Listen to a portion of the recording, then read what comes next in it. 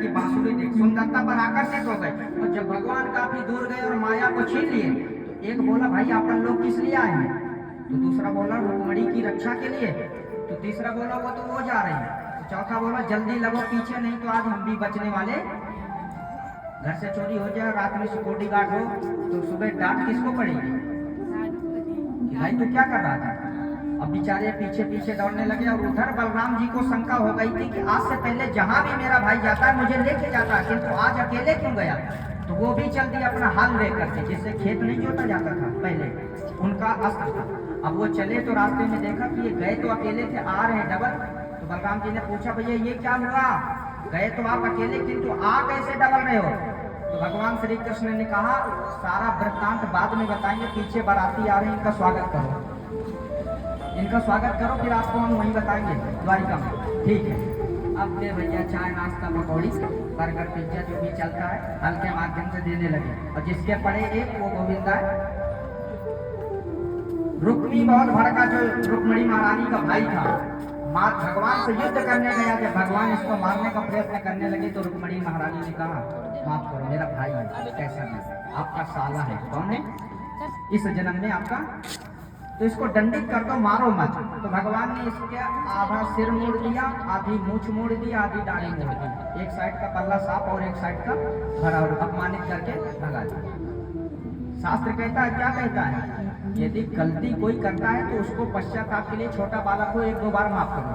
अब ये रुक्मी तो बहुत बड़ा था और इसके बाद भी इतना बड़ा अपराध करा, तो भगवान ने इसको दंडित मार करके वध नहीं किया, इसको अपमानित करके वध करके, अपमानित करके समाज से निष्कासित कर। बोलिए भक्तवत्सल भगवान की। द्वारिका पहुंचे, विश्वकर्मा को आदेश दिया है, सुंदर से भवन का निर्माण हुआ, बहुत सुंदर भवन। आज हम मिस्त्रियों को लेबरों को बुलाते हैं, भगवान विश्वकर्मा को आदेश देते थे। राजा परीक्षित जी ने कहा मैंने सुना है भगवान के 16,108 विवाह हुए हैं, कितने 16,108। तो भगवान को ऐसी क्या जरूरत पड़ गई थी 16,108 विवाह करने की, तो कहा इसमें कारण था। क्या था, हम बिना कारण के दुकान पर नहीं जाते, बिना कारण के दूसरे के दरवाजे पर नहीं जाते, जब तक कोई ना कोई तत्व कारण भेद छिपा होता है तभी हम यहाँ से घर से बाहर निकल के। तो भगवान ने कहा इसमें कारण था, कैसा कारण था, तो वो कारण बताया है क्या, एतर्थेषु वरोथोऽयं भूमारणहाय रक्षणाय साधूनां कृन्तो सेवावधाय च।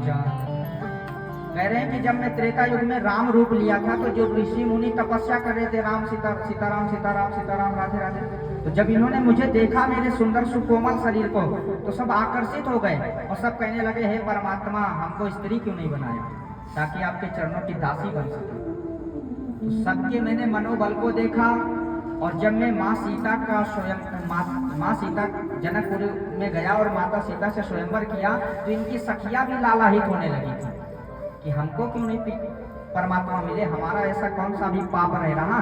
तो मैंने इनके सबके मनोवृत्ति को आशीर्वाद दिया कि अभी भजन करो और समय अनुसार इस युग में तो मेरा नाम है मर्यादा पुरुषोत्तम, तो मर्यादा और शास्त्र वेद कहता है कि सनातन धर्म में एक विवाह होता है, कितना, किंतु अगले युग में मैं चंचलता की लीला करूंगा, बाल लीला करूंगा। और इसी लीला में बाल हट में बच्चा कोई बड़ा काम भी कर जाता है तो कहते हैं चलो छोड़ो कोई नहीं बच्चा है, बाल लीला। और इस लीला के अंतर्गत मैं तुम्हारे सभी के मनोवृत्ति को पूर्ण करूंगा। तो वही समय आया, यही ऋषि मुनि दंडकारण्य के जब अगले युग में गोपियां बने और समय अनुसार भगवान ने 16,108 विवाह किए। वो कैसे हुए जाने बड़े भगवान। बोलिए भक्तवत्सल भगवान की।